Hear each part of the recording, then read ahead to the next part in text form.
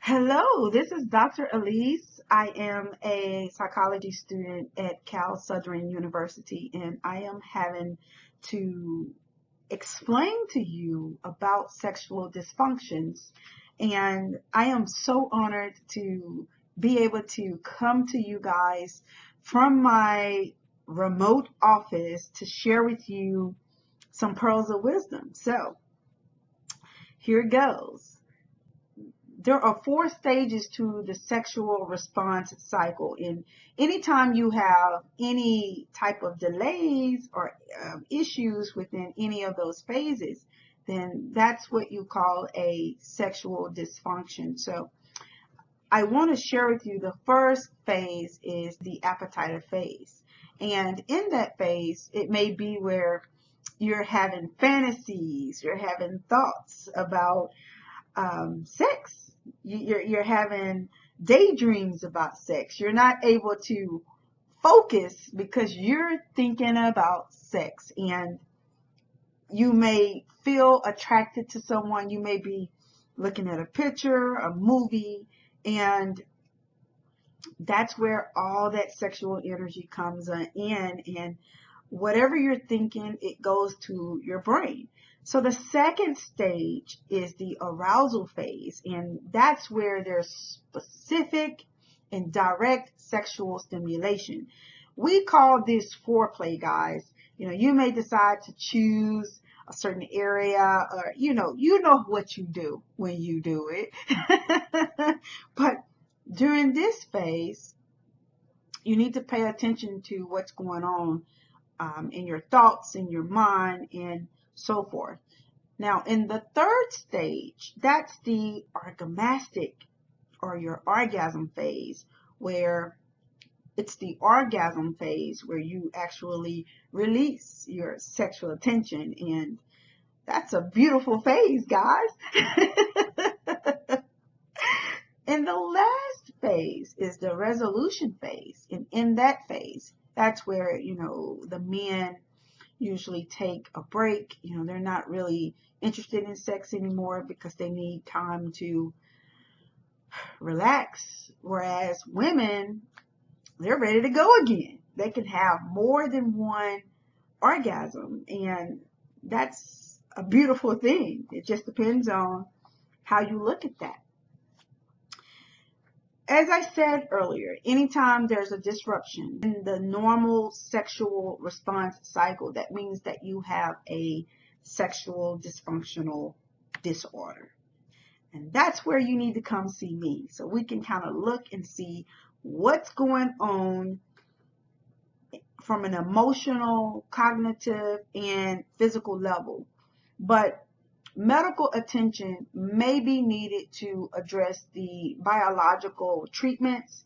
And what I mean by that, those biological interventions can range from oral medication like pills, or you may need to have surgery, or suppositories. They may need to insert something.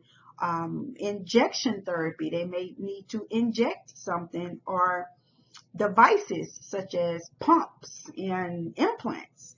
So, those are by medical doctors who will assess your biological needs, okay? The DSM-5 is the Diagnostic and Statistical Manual of Mental Disorders, and it's by the American Psychiatric Association.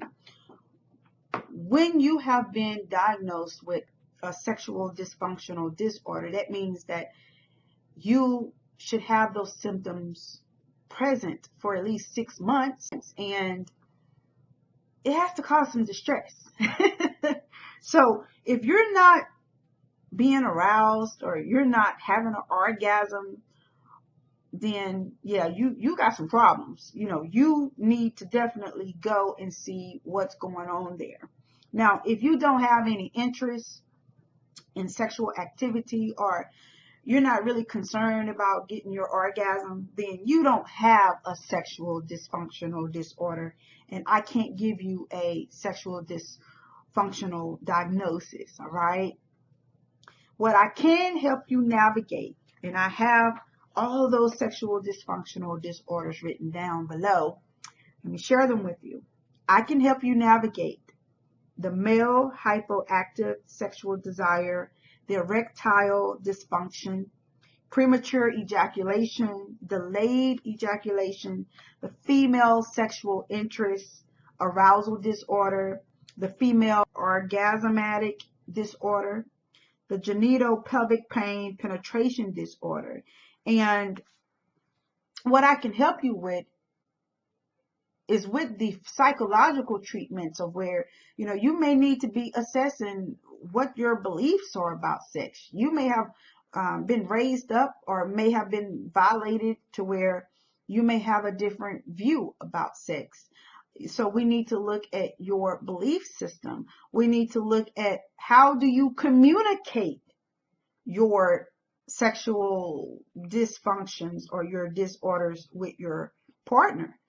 How do you explain to them that, it's going to take you a long time to ejaculate? How do you explain to them that you can't orgasm? Or what are you going to say when you're not aroused and you got a nice partner just laid out in front of you? How do you communicate that without making them feel undesired or unwanted? That's what I can help you with. We could look at also some structured behavioral exercises to kind of walk you through. Okay, well, if you know that you're going to have some delayed ejaculation going on, or you're having some arousal issues, then you may want to up your kissing game. You may want to up a different area of how you get down to business with your sexual activity. So, those are things that we can kind of explore and look at and help you get back to enjoying your intimacy with your significant other. I decided to research sexual dysfunctional disorders because what I am noticing, in research, from experience, and just listening to others as I counsel them in life coaching about relationships is, people are not having the sexual experiences in which they desire. Some people decide that they may need multiple partners to get their sexual needs met. And, that's another video. We're talking about sexual dysfunction right now. But I decided to research this because, it's important to me to help people understand what a normal sexual response cycle look like. And if you're having issues, especially the older you get with enjoying intimacy, then it's healthy to talk about this. It's okay to have this sexual discussion. And I'm just so grateful and honored that you chose me to share this information about sexual disorders with you. And one other thing that I want to share is I'm noticing that a lot of young people are having sexual dysfunction due to substance abuse, due to stress. And when we talk about sexual disorders, most people think that it's something that happens in middle age and old age, but no. You can experience a sexual dysfunction disorder at any age, guys. You really can. So I hope that this presentation have informed you. And if you need to reach out to me, all of my contact information will be below the video. Thank you so much. And remember, you are loved, you are valued, and you are competent.